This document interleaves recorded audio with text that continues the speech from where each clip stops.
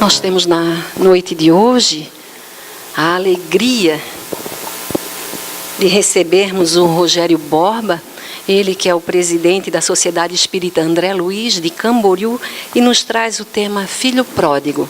Que Jesus te envolva. Boa noite a todos. É um prazer mais uma vez estar aqui na casa de Jesus, onde há muito tempo atrás nós tivemos a oportunidade de podermos nos iniciar na doutrina espírita. E lá se vão mais ou menos 19 anos, né? E a doutrina espírita nos trouxe um norte, uma orientação para a vida que realmente tem nos beneficiado muito ao longo do tempo. E ela também nos exige o quê? Uma disciplina que nos dê uma constância, uma fé que seja baseada num sentimento real de crer e saber por que cremos. E o preço é muito pequeno em função daquilo que a gente recebe. Então eu iniciei no outro horário falando justamente da questão da disciplina, né? A disciplina que tem muito a ver com a história do filho pródigo, que depois a gente vai desenvolver. Uma das coisas que marcaram, entre as tantas situações da doutrina espírita, e especialmente da vida de Chico Xavier, foi a primeira vez que ele encontrou Emmanuel, seu guia. Ele estava descansando no horário de almoço, e ele sentava-se às margens de um pequeno córrego que tem lá na Fazenda Modelo. Ele trabalhava numa empresa de pesquisa, desenvolvimento agropecuário. E nesse descanso, a primeira vez ele teve a visão de Emmanuel. Ele já tinha visto, é lógico, desde pequeno ele via as entidades espirituais, a sua mãe e outros tantos, mas Emmanuel se manifestou para ele pela primeira vez. E propôs a ele que ele teria uma missão, que nessa missão ele ia ter vários desafios, ele iria sofrer, mas também ia ter algumas recompensas. E Chico perguntou a ele: mas o senhor acha que eu tenho condições? Sim, desde que você se proponha a isso. E o que eu preciso, o que eu vou precisar fazer, o que eu vou precisar ter para desenvolver esse trabalho, para cumprir essa missão? Emmanuel falou para ele: você precisa de 3 coisas. E ele perguntou: e qual seria a primeira? Disciplina. E ele perguntou: e a segunda? Disciplina. E a terceira? Disciplina. A partir daí, Emmanuel ficou conhecido como o Evangelho da Disciplina. E realmente assim foi. E mais para o final da vida, Chico pôde compreender que toda aquela disciplina realmente rígida, porque ele foi para o Lentulhos, ele foi ao Neo da Nóbrega, então o espírito teve muitas encarnações e instituições em que a disciplina era a regra. E foi necessária para que Chico não sucumbisse às vaidades, as menores que fossem, e se mantivesse firme, principalmente nos momentos mais difíceis da sua jornada e da sua missão. Assim nós também temos que ter uma disciplina. Obviamente que o nosso trabalho de elevação não chega ao nível de missionário como o nosso querido Chico. Mas nós temos os desafios que provêm do nosso íntimo, nunca exteriormente, nunca, sempre intimamente. Porque é no nosso íntimo que nós vencemos ou perdemos as grandes batalhas, que não tem nenhuma testemunha a não ser a nossa própria consciência. Então o filho pródigo, ele teve as suas derrotas, mas também teve as suas vitórias, como todos nós, porque em espírito e evolução, no seu caminho de aprendizado.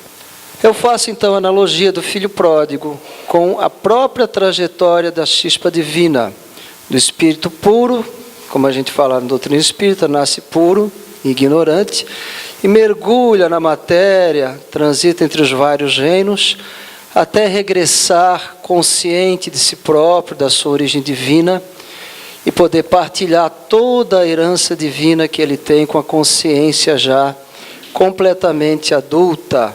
Ele já é um adulto espiritualmente, emancipado, sem necessidade mais das provações que nós ainda temos que percorrer.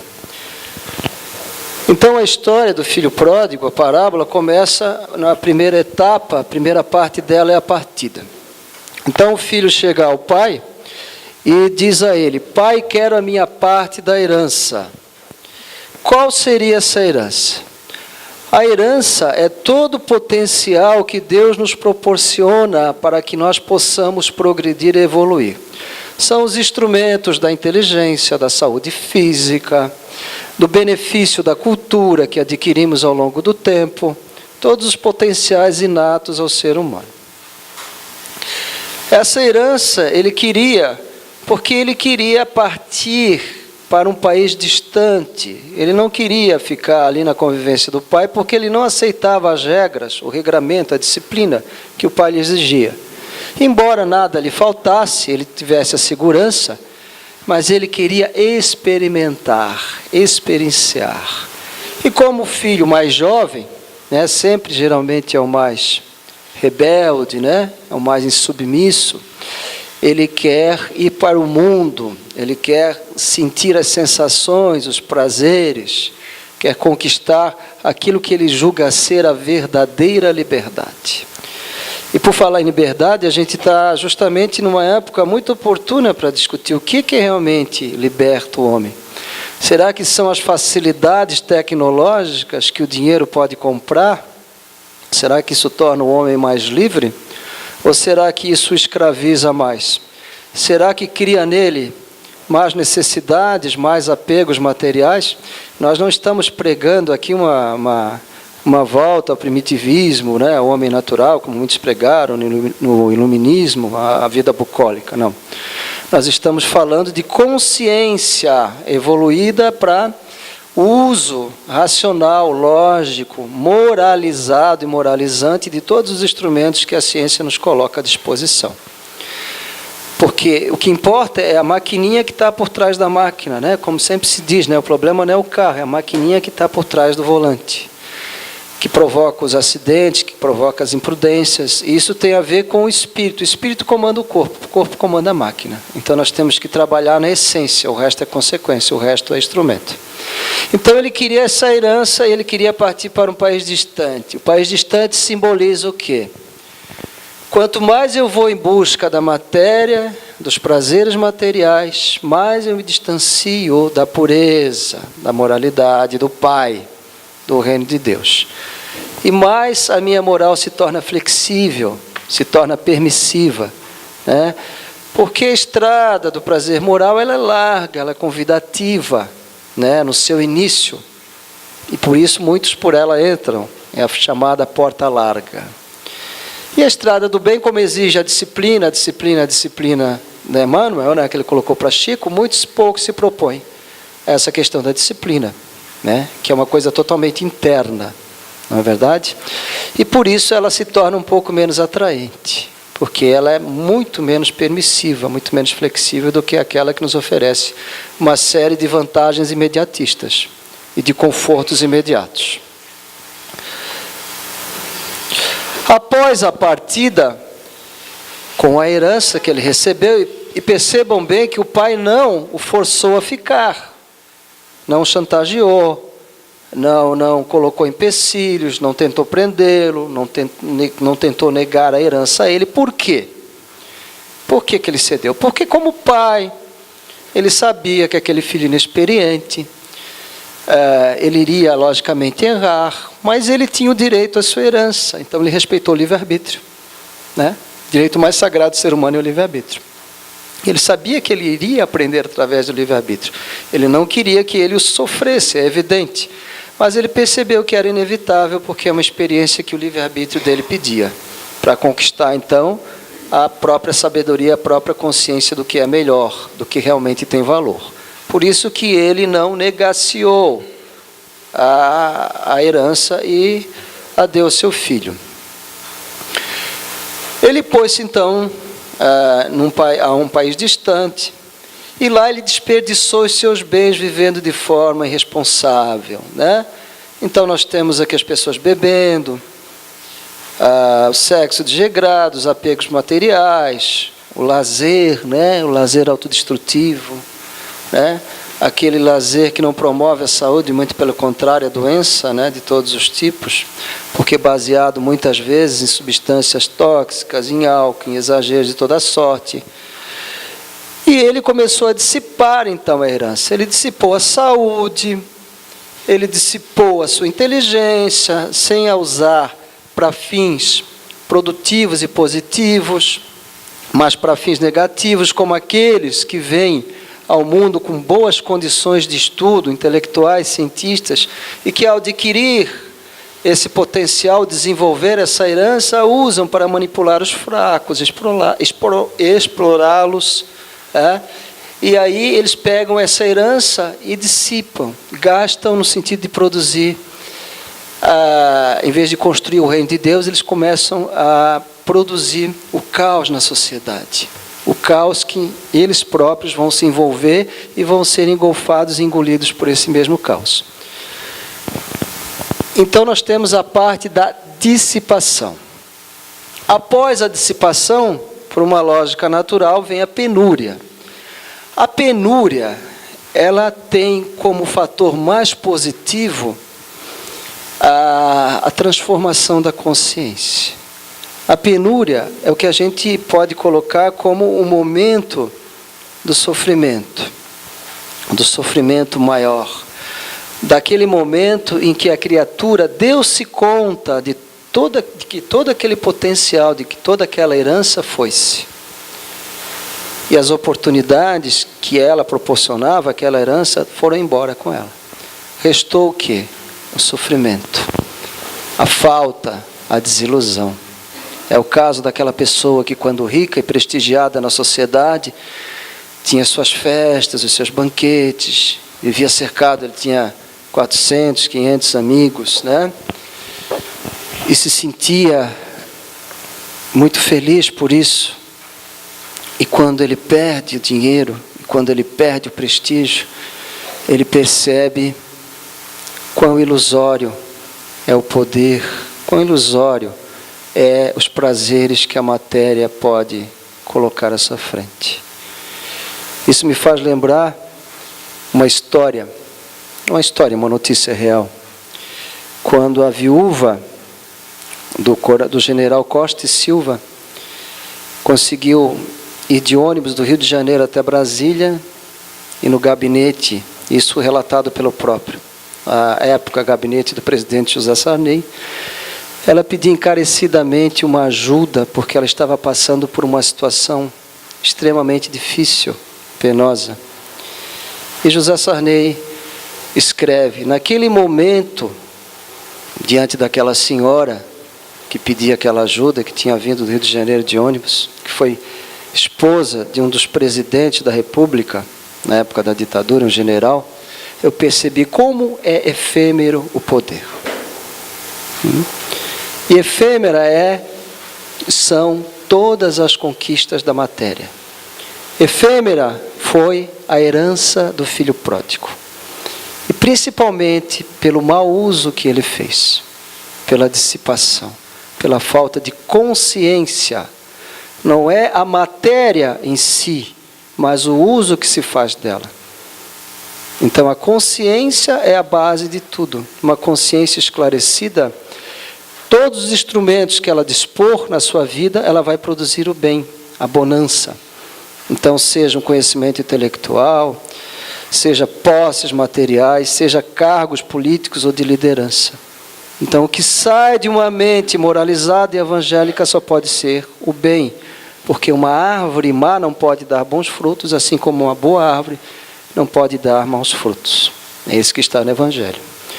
Então, depois da penúria, nada mais restou ao filho pródigo, ao filho dissipador, do que empregar-se com um dos cidadãos daquela região onde ele estava, naquele país distante, que o mandou para o seu campo cuidar de porcos. Então, veja bem, porcos tem uma simbologia no Evangelho, quando eles são citados, os porcos, não deveis atirar pérolas aos porcos, porque eles representam, a nível espiritual, os espíritos mais inferiores, aqueles que charfudam na lama das paixões, né? Que estão lá, que se alimentam dos restos de alimentos, qualquer resto de alimento, né? E ele estava lá no meio desse nível espiritual, então foi a descida dele.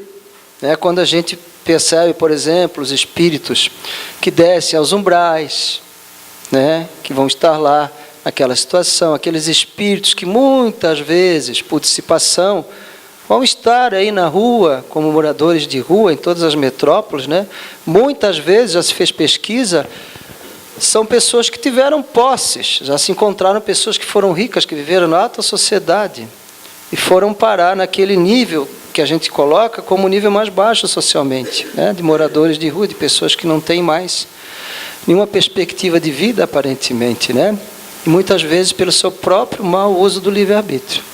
Então lá eles estão. E ali o sofrimento é onde, como se coloca, haverá ranger de dentes, na escuridão, na desolação.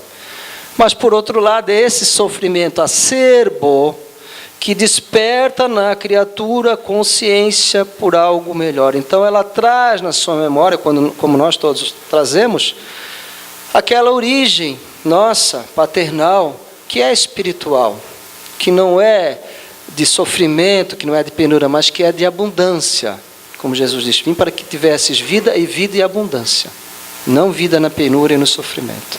Então nós fizemos alguma coisa errada para nós não estarmos vivendo na abundância, e sim na penura e no sofrimento. Aí ele começa a fazer uma autoanálise e ele vai chegar à conclusão e vai começar a cair em si, vai ter o seu despertar, que é a outra parte. Caindo em si, ele disse: quantos empregados de meu pai têm comida de sobra, e eu aqui morrendo de fome?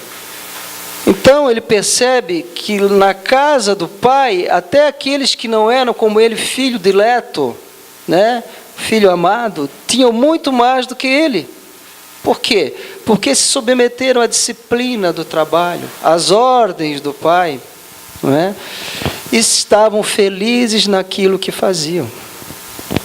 Quantas vezes queremos avançar mais na nossa vida por uma questão de vaidade, por uma questão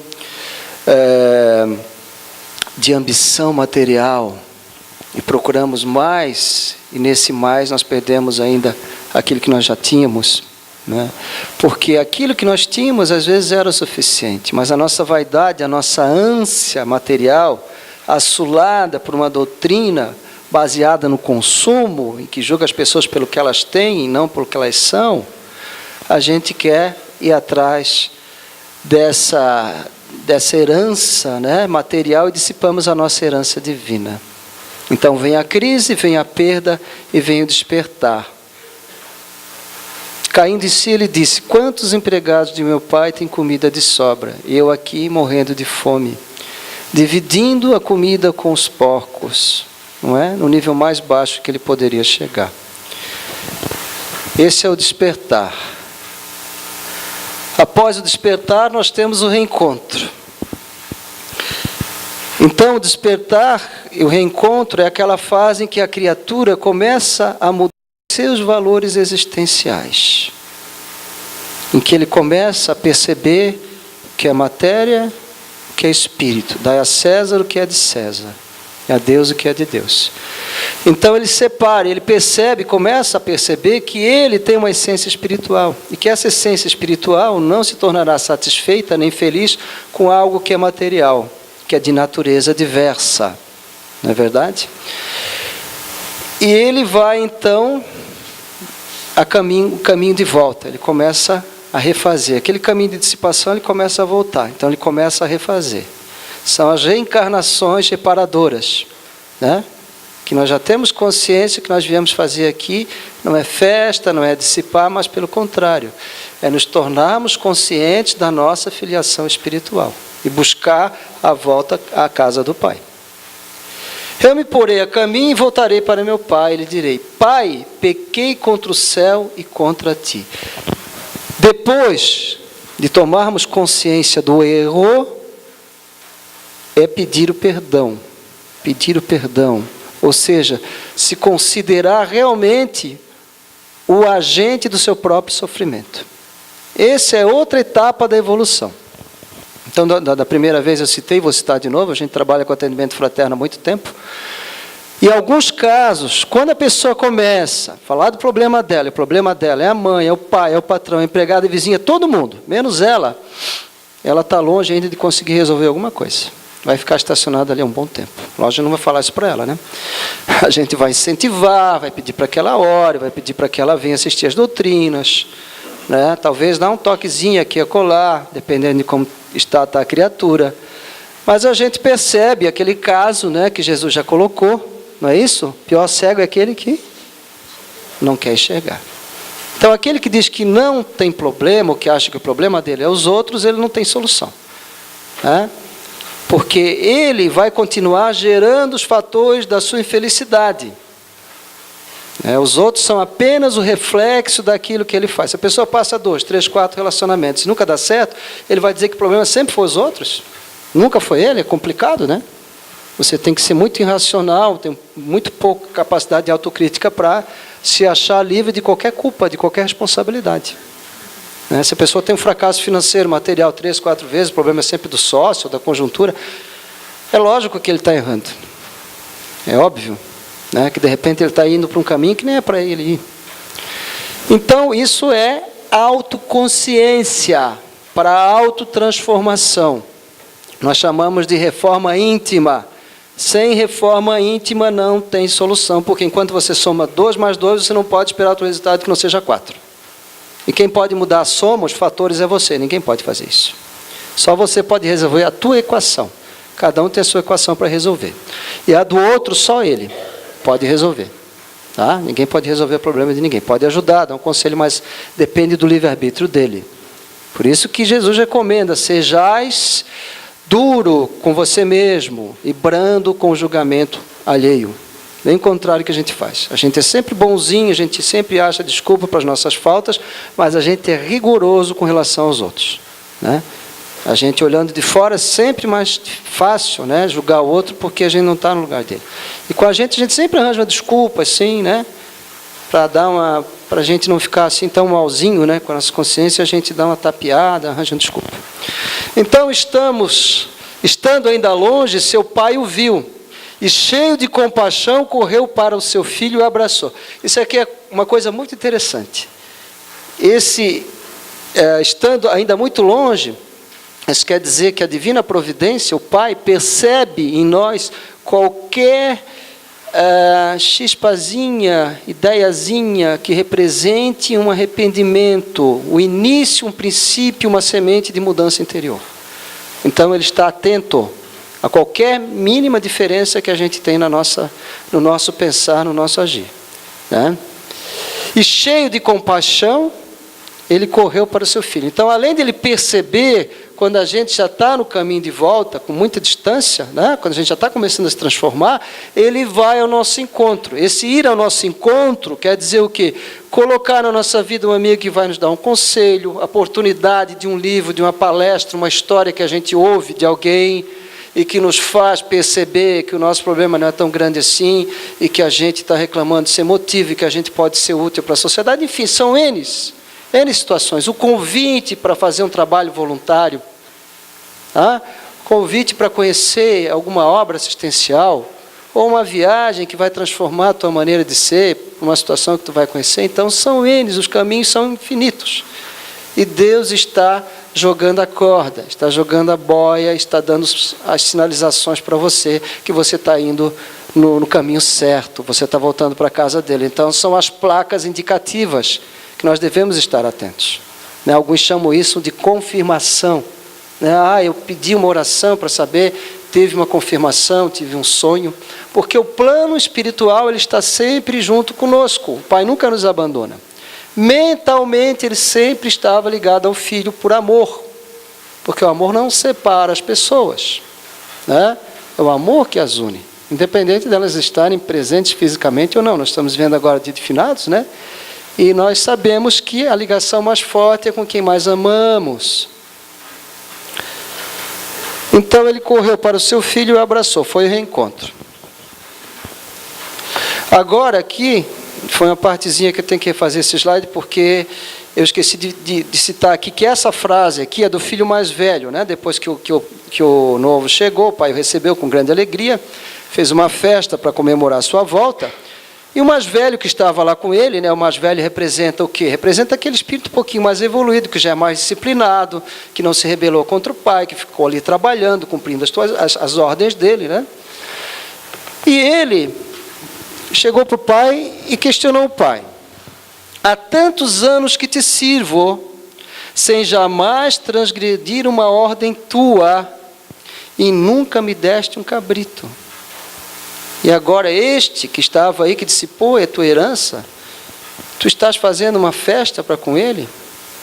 Aí o pai respondeu: meu filho, tu estás sempre comigo, tudo que é meu é teu. Então, o prêmio pela disciplina dele foi a ausência de sofrimento, porque ele fez o que ele tinha que fazer, ele seguiu a disciplina. Não precisou comer a comida dos porcos, precisou sofrer. Então, a prática do bem, a recompensa da prática do bem é a própria prática do bem, que nos evita maiores sofrimentos e nos coloca cada vez mais no nível evolutivo. Mas esse filho, por estar um pouquinho mais avançado do que o outro, né, porque ser mais velho, ter mais experiência, ele já tinha um conhecimento intelectual do bem, ele já era mais disciplinado. Porém, ele ainda não tinha o coração puro. Por quê? A impureza do coração dele foi a inveja. Em vez de sentir gratidão e alegria pelo irmão, que voltava, ele sentia inveja do irmão. Né? Isso acontece às vezes, né? Esses ciúminhos, não tem? Esses ciúminhos, centro espírita? Tem, né? Às vezes a pessoa não se alegra porque o outro está bem. Às vezes se sente com ciúme. Poxa, mas eu estou aqui há tanto tempo fazendo trabalho, agora chegou uma pessoa nova, já está aí, já está se desenvolvendo, né? Ela fica com aquele pontinho de ciúme, né? Ela não sente alegre. Difícil às vezes a pessoa confessar até, mas ela sente inveja do que o outro que está ali. Às vezes é um espírito mais velho, às vezes é um espírito que se esforçou mais. Tá? Mas o pai, que é todo amor e toda bondade, para ele os dois eram iguais. E ele estava feliz porque aquele era preciso que nos regozijássemos, nos alegrássemos, porque esse teu irmão estava morto e reviveu. Estava perdido e foi achado. Então a alegria da espiritualidade superior, quando consegue arrebanhar um destes que estão no umbral, um destes que regressam com uma programação de vida muito bem feita, é imensa. É uma verdadeira festa, uma verdadeira alegria, porque nem todos conseguem, né? Muitos falham. É feito todo um planejamento, uma assistência, e quando aqueles conseguem levar isso a bom termo, é uma grande felicidade, né? Então, quais são as reflexões que isso nos leva? Quantos de nós, depois de perdermos as mais valiosas oportunidades, clamamos pela assistência do Senhor? Então, tem muitas pessoas que não reconhecem a intervenção da Divina Providência na vida deles. E perdem grandes oportunidades de servir, de aprender, de perdoar, de uma boa convivência, de serem úteis, de adiantarem-se espiritualmente. E quando vêm as provas e os problemas, que todos nós o temos, essa criatura se desespera, porque ela não construiu uma base moral. Ela não adquiriu créditos, não é verdade? E ela, logicamente, vai ter que sofrer o peso da lei, como todos sofrem, sem nenhum adendo, sem nenhum atenuante, porque ela não se fez merecedora. Quantos de nós descemos voluntariamente ao abismo e lá, atolados em nossas paixões, exigimos que o todo misericordioso se faça presente? Então nós somos piores ainda do que o filho pródigo, que o filho pródigo arrependeu-se, admitiu que a culpa era dele e fez o caminho de volta. Mas muitos não, muitos depois de voluntariamente descerem a níveis, né, espirituais muito inferiores, eles se julgam ainda injustiçados pela justiça divina. Como Deus leva a culpa de todos os problemas humanos, né? Como muitas pessoas gostam de colocar a culpa em Deus, né? Nós vivemos uma sociedade ainda muito, agora começando a sair com os primeiros raios de luz, né? Nessa transição para um novo nível de espiritual, mas nós não podemos esquecer que nós estamos há bem menos de 100 anos, né, da Segunda Guerra Mundial, que foi o maior genocídio que já aconteceu nesse planeta. André Luiz nos reporta como que foi isso no plano espiritual, quando começaram a ver os avisos, né, de que haveria um grande conflito, aqueles enxames de espíritos inferiores descendo como nuvens negras para a Terra, esse conflito que gerou milhões e milhões de mortes, destruiu a Europa, envolveu quase que o mundo inteiro. E antes disso, durante a Idade Média, toda a fé cristã totalmente deturpada, e usava-se o nome de Deus e da religião e o próprio Jesus como um motivo para a guerra e para a destruição. O Papa Urbano II, quando convocou a primeira cruzada na cidade de Clermont, na França, disse às pessoas lá presentes: não sou eu que vos pede, é Deus que o quer. Então a fé era usada como instrumento de opressão, de violência. E muitos criticam a fé cristã até hoje, historiadores, filósofos, porque ela causou um morticínio enorme. Mas Deus não tem nenhum processo de liderança nesse sentido. Jesus em momento nenhum pregou a guerra, o conflito. Ele disse: quando vocês forem pregar, seus apóstolos, chegarem numa casa e não forem bem recebidos, sacudi a poeira das suas sandálias e sigam à frente. Ou seja, a fé e a conquista da evolução espiritual é algo que se conquista pelo seu próprio raciocínio lógico, pela sua própria decisão interna. Não se põe sob forma nenhuma, nem de nenhum tipo, muito menos violenta. Então, quais são as orientações? Se é verdade que nos achamos empenhados em nosso soerguimento, retiremo-nos da retaguarda que desejamos abandonar. Então não dá para a gente ficar na retaguarda e querer ir para frente. A gente fica com o pé em duas canoas, o que acontece? Vai cair, né? Porque uma vai e outra fica. Então tem que decidir, ou vai numa ou fica na outra, né? E ir para frente significa a disciplina de nos transformarmos, porque o caminho que vai para frente nos exige mudanças reais. Conhece-se o verdadeiro espírita pelas transformações que faz para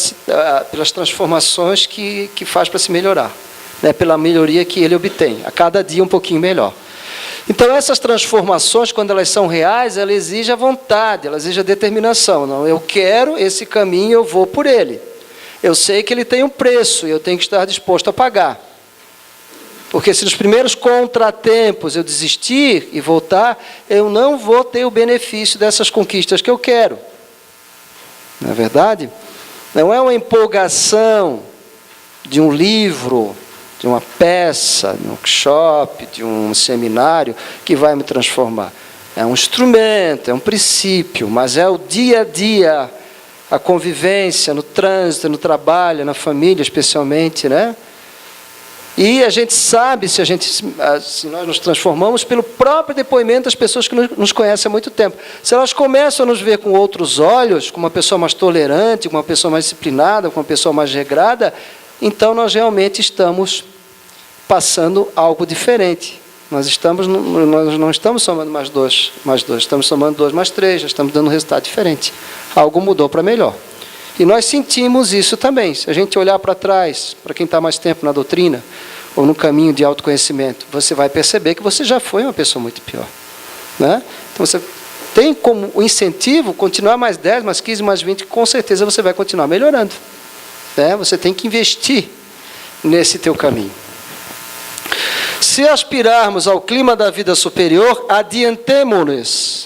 adiantemo-nos para frente, caminhando com os padrões de Jesus. Eu sou o caminho, a verdade e a vida. Ou seja, Jesus não disse nada quando Pilatos perguntou para ele o que é a verdade. Ele deu de ombros e ficou em silêncio. Por quê? Tem muita teoria sobre isso, eu tenho uma também.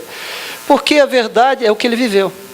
Se ele falasse alguma palavra, já teria se escrito milhares de coisas de tese. Mesmo se ele falar, já tem tanta tese sobre Jesus, que ele viveu com os essênios, que ele seguiu a escola dos essênios, e tantas teorias, sem ele falar nada, né? Sem nada escrito.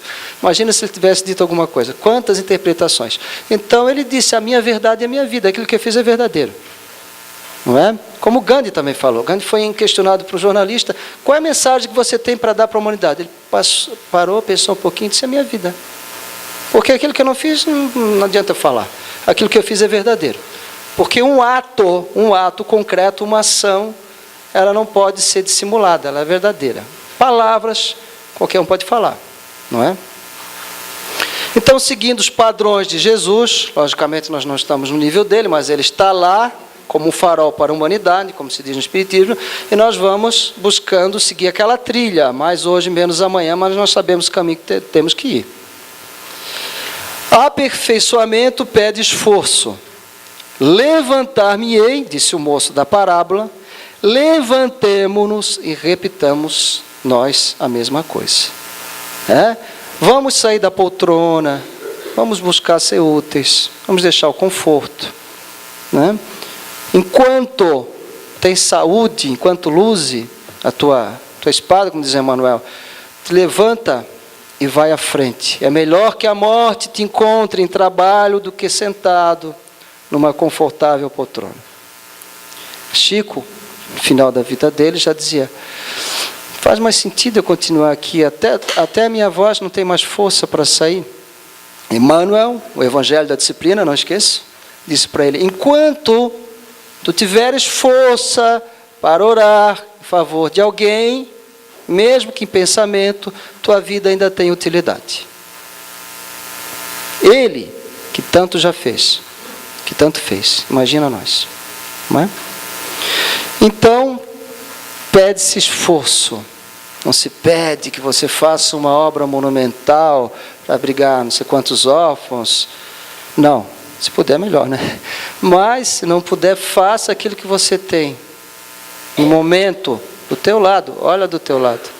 Olha para frente, olha em volta. Você vai encontrar dezenas de oportunidades para fazer o bem. Não é a quantidade, não é a publicidade, mas a intenção do teu coração. Isso vai ser uma escola que vai transformar o teu coração num coração mais benevolente. Você vai ter outros olhos, né? Você vai ter outra dinâmica na vida. Você vai estar mais disponível. Não é? Numa sociedade tão egoísta que ninguém tem tempo para nada, às vezes nem para si mesmo. Então, eu sou o caminho, a verdade e a vida, ninguém vem ao Pai senão por mim. João capítulo 14, versículo 16. Então, essa reflexão sobre o filho pródigo, ela trata disso, né? Os erros, os acertos, a busca de uma felicidade, né, que representa às vezes uma grande ilusão, um grande oásis. Quando a pessoa chega lá, ela percebe que é uma miragem. E ela está só naquele deserto, naquela vida árida, né, clemente. Mas ela nunca está só. Ela tem na sua mente, na sua memória, a fartura, a filiação, a ligação com o plano espiritual. A partir do momento que ela lembra disso, ela já entra em conexão, diretamente. Quando nós trabalhamos no processo de desobsessão, a parte fundamental, antes da qual a gente não consegue resgatar nenhum espírito, é a oração. E a gente percebe que quanto mais se afastou da vida religiosa, da fé, não precisa ser vida religiosa, porque para ter fé, ter ligação com o plano espiritual, a pessoa não precisa necessariamente ter uma vida religiosa convencional. Mas aquelas pessoas que nunca pensaram, nunca fizeram oração, nunca pensaram em Deus, nunca pensaram em Jesus, às vezes eu pergunto, você já conhece Jesus, orava? Disse, às vezes, tinha religião, mas nunca pensei nisso, nunca dei muita bola. São as mais difíceis para ser resgatadas. Aquelas que já tinham religião, que já eram católicas, evangélicas, ou que tinham alguma conexão com o plano espiritual, são as que conseguem rapidamente os melhores resultados. Por quê? Porque elas já tinham na sua mente, no seu íntimo, uma visão de vida após a vida. De que a essência eram os sentimentos íntimos dela. De fé, de benevolência, de fazer parte de um agregado maior, de uma família que não só restringia a sua família física, consanguínea, mas uma família humana, né? E tudo isso é o que serve de ponte para ser resgatado, para que a gente se aproxime, né? É quando o filho lembra do pai, que ele lembra desse lar, e ele se dispõe a ir, e ele volta, mesmo cansado, estropiado pelos seus erros, mas ele vai indo. E na medida que ele vai indo, o pai vai se aproximando também. O pai vai desejando, vai percebendo essa volta dele, e essa conexão, né, que a gente pode simbolizar, lembrando aquela figura tão conhecida, pintada na Capela Sistina, né, de o homem estendendo o braço e Deus estendendo a mão, tentando se aproximar. Quando o homem reconhece, né, a necessidade da perfeição, da paz que Deus pode lhe proporcionar, e Deus, ansioso por resgatar o seu filho, para elevá-lo, estende a sua mão. Essa é a ligação. Michelangelo, né, pintou, né, a famosa pintura da Capela Sistina. Eu espero que tenha servido essa nossa pequena explanação de motivo para reflexão, né, de vocês. Agradeço muitíssimo a atenção de todos, desejando a todos muita paz, não só a vocês, mas aos familiares de vocês. Levem essa paz para os seus lares, para o seu trabalho, para o dia a dia, e que Jesus abençoe a todos nós. Muito obrigado. Nós agradecemos a você, Rogério, por essa mensagem tão consoladora. Possamos buscar um pouco mais de silêncio dentro de nós próprios, unindo-nos em pensamento e sentimento, e dizendo a esse Pai de amor: muito obrigado. Obrigada por nos conferir essa oportunidade única dessa encarnação, desse encontro precioso com o Divino Mestre, que é o laurel, a luz que ilumina o nosso caminho seguramente. E que sejamos nós esse filho que se reconcilia com esse Pai íntimo, com essa luz que vive em nossos corações, e que nesse estado de paz, mesmo diante da nossa pequenez, que possamos ser nós aqueles a realizar a mais bela obra dentro das possibilidades. E nós pedimos: Mestre amigo, se conosco, hoje e sempre. Que assim seja.